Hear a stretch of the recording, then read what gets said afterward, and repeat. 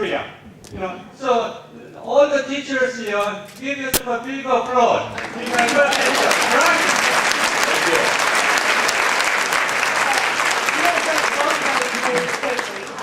First is, when I was in DC, I used to walk around the streets all the time and people would say, oh my gosh, you have the hardest job in the entire city. And I always say, no, I don't. The hardest job in the city is being an effective teacher in one of our classrooms. In one of our classrooms.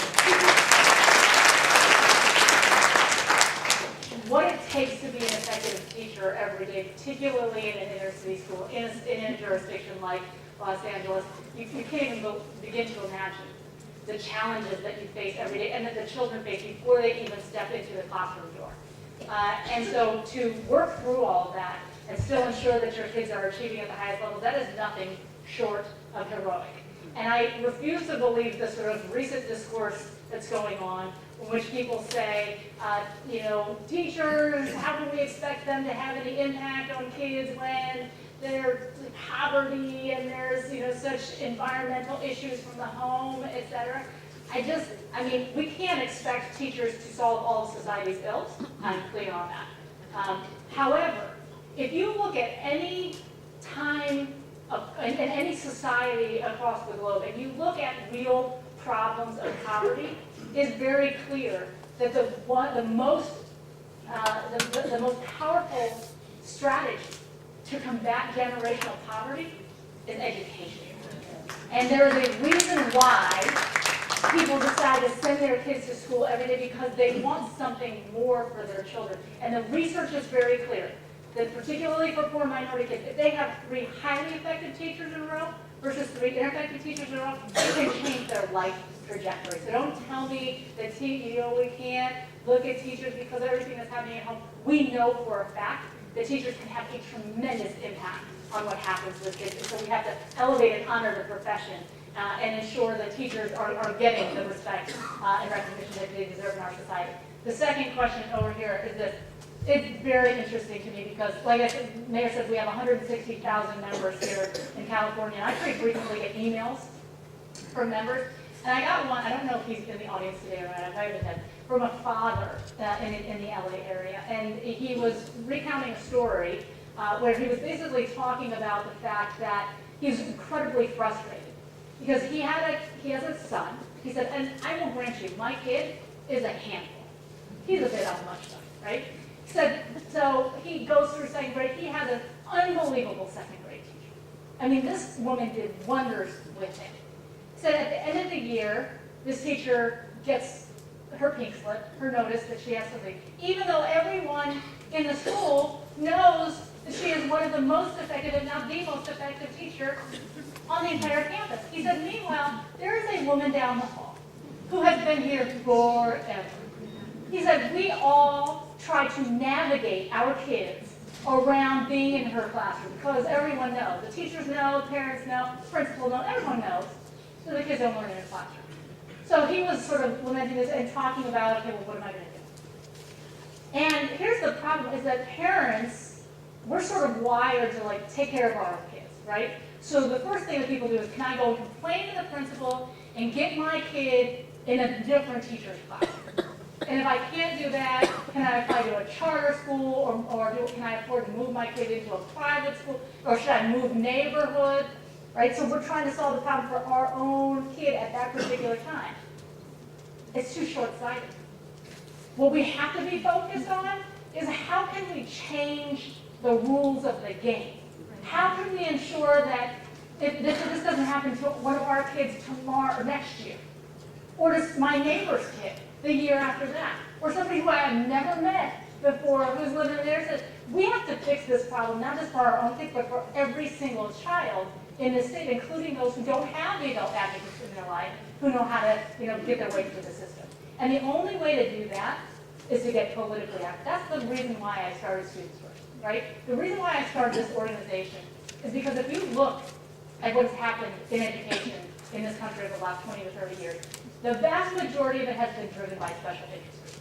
You have textbook manufacturers, you have teachers unions, you have testing companies, you have all of these groups who have lots of resources and therefore tremendous influence, who are pushing their priorities.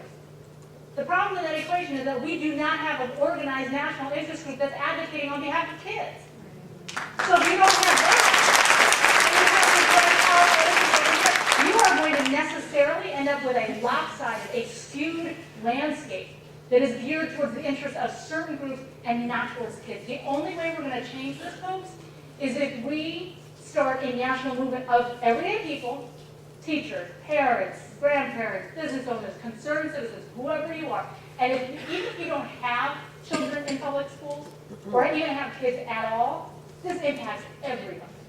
This is not just about children who are in school, right? This impacts public safety issues. It impacts the growth and economic well-being of this entire country. And let me tell you that the people who want to maintain the status quo, the defenders of the status quo, they are very organized, they're very vocal, they are in Sacramento on that Capitol every single day, making it perfectly clear to our legislators what it is that they want to happen. Now, see, we have to go to work every day, we can't be going up to Sacramento, but unless we band together and make our voices heard, then the defenders of the status quo will win out, trust me. It's been long enough, we know that. So it's up to everybody in this room. The question is, and the question, I mean, the mayor asked us at the beginning, our decision to come into California or not, it's clear we're not getting invited in by the legislature, or I'm good on that. The question is, as we're going on this, are you guys ready for this? Yes. This is not going to be easy, it's not going to be quick or anything else, but it's the only way in our lifetimes, if we want to change the trajectory that this country is on, and we want a different reality for American kids, we want to live up to our promise as a nation to be the land of equal opportunity, and every kid can live the American dream as long as they're working hard and doing the right thing. We're not living up to this now, and the only way that's going to change is if every single one of you is willing to fight. If you want to call it the civil rights movement of this generation, and every single one of you say, yes, we do, but in the civil rights movement, people were willing to put their lives on the line to make the change happen. So we can't be sitting at home and wishing and hoping and praying that this happens. We actually have to show it. We have to show our might and our force through our numbers.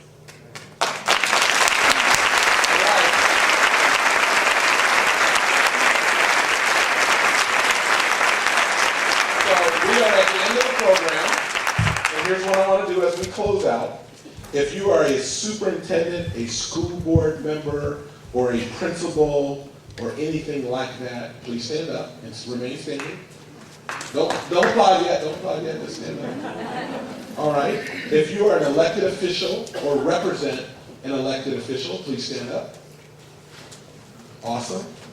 All right. If you are part of our partner organizations, whether it be Parent Revolution, Teach for America, NAACP, Urban League, the Broad Foundation, Aspire, KIP, the Chamber of Commerce, Student, please stand up. If you are a teacher, please stand up. If you are a parent, if you are a parent, please stand up. If you are a Student First member, please stand up. If I didn't mention you, please stand up. Give yourselves a round of applause.